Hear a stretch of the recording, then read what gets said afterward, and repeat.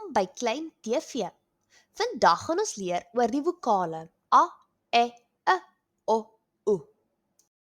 Die eerste vokaal waarmee ons gaan begin is die letter A.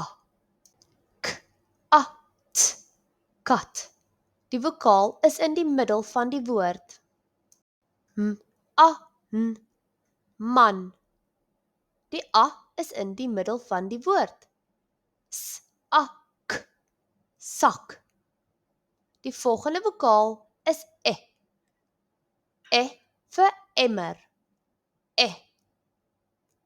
H, E, N, hen. Die vokaal is in die middel.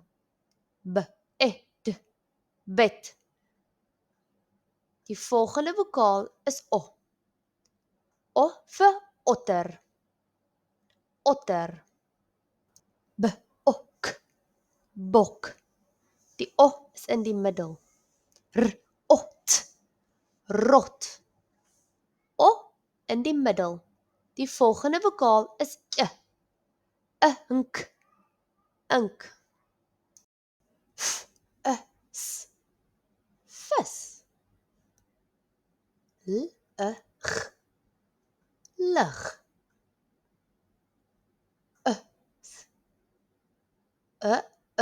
T, hut. B, S, bus. M, S, mus.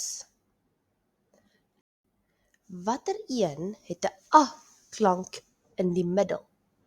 Kat of hut? Die kat het 'n A klank in die middel. Watter een het 'n klank? Vis.